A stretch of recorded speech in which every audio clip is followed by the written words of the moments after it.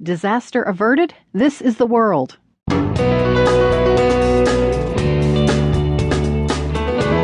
I'm Carol Hills in for Marco Werman. Today, 2 arrests in Belgium. Officials say a Paris-style plot for New Year's Eve was in the planning.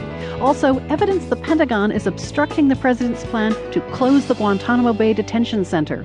Plus, we're unearthing the remains of one of the world's largest slave ports in downtown Rio de Janeiro.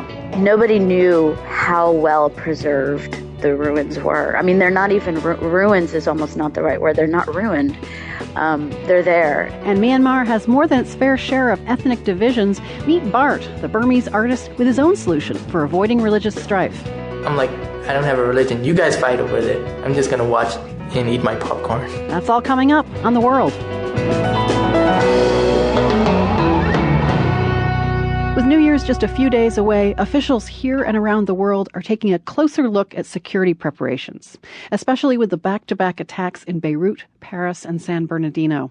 So the news today out of Brussels seemed sobering. Belgian officials announced 2 new arrests in connection with an alleged plot targeting key landmarks in the city centre for New Year's. Simon Marks is a Brussels-based journalist currently on vacation in the UK. Simon, what do you make of the few details that can be gleaned from today's arrest announcement? Well, so far, the Belgian authorities have announced that there's 2 people in total that have been arrested. It seems like they are in connection with some sort of terror attack that was being planned for New Year's Eve at a location in central Brussels, the capital of Belgium. Very few finite details have come out at this point, including the identities of the suspects, what exactly they were trying to achieve. These details may come out in the coming hours, but the Belgian authorities so far have been fairly tight-lipped. Brussels has been under heightened security since the Paris attacks because some of the perpetrators were from there. You even had a 4-day lockdown that closed the subway and schools and big public events. What's it been like living there over the past few weeks?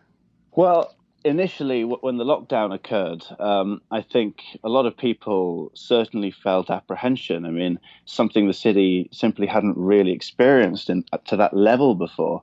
There was no public transport, the creches, the schools were shut down, the shops were shut. I mean, there was even shops far away from Molenbeek where police were telling them to close their doors.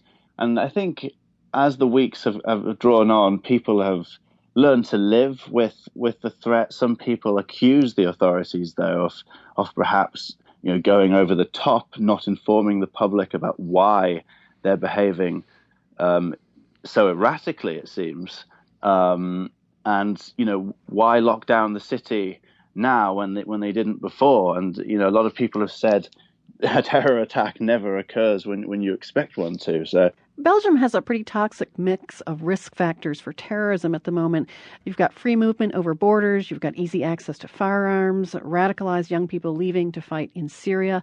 How are Belgian officials reacting to that situation? The Belgian authorities themselves, I mean, obviously there's 2 identities. There's the Flemish-speaking, the French-speaking, and both sets, sort of bounce off each other in what appears to be a fairly disjointed manner.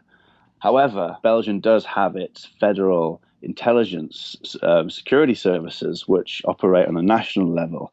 And, in fairness to them, they've had a fairly decent track record in seemingly preventing terrorist attacks. I mean, in 2007, the fireworks ceremony was cancelled in the city, again, because there was an imminent terror threat. So, having homegrown, radicalized young Belgians is nothing new.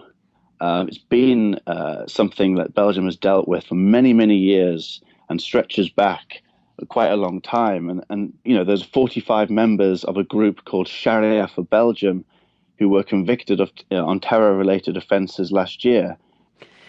Now, New Year's is just around the corner. I'm not sure what it's usually like in Brussels, but do you think there's going to be a different feel to it this year? It all really depends on what the authorities decide to do with the annual celebrations, whether they're shut down or cancelled. But I think the latest arrests and the fact that it's now common knowledge there was a possible attack being planned could well have a lot of people, staying at home.